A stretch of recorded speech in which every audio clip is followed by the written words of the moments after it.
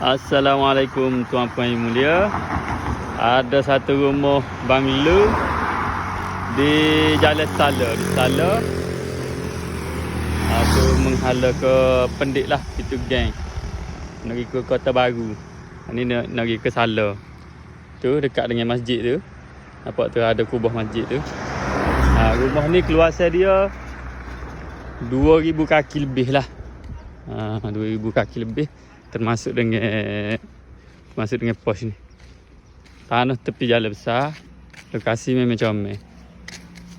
Banjir pernah kena sekali 2014 dekat dengan Sekat Betih lah.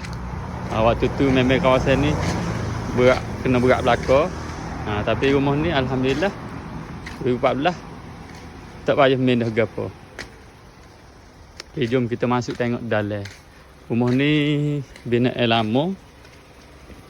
34 tahun usia dia. Okey, beres. Tengok mozaik dia, latar dia. Ni bahagian dalam. Assalamualaikum.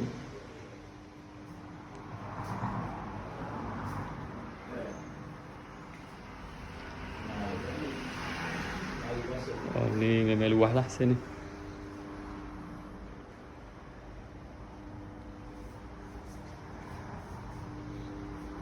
Okay.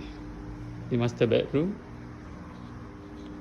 Master bedroom memang sangat luas. Ada tandas dan juga bilik mandi. Kita tengok dapur pula. Dapur pun memang sangat luas lah.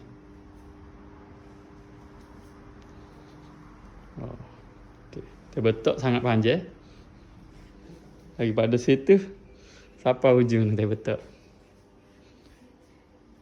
Ni bilik ke kawan? Bilik. Ni bilik. Bilik ada 5. 1, 2, 3, 4, 5. Ni bilik juga. Tu master tak ni. Bilik kedua, ketiga. Kat dapur 2 ni. Depan ni sir. Okey, sini sir bilik. Okey, beres. Berminat. Banyak gambar. Kita mari tengok rumah. Lokasi memang yang comel. Tepi jalan besar. Beres. Assalamualaikum.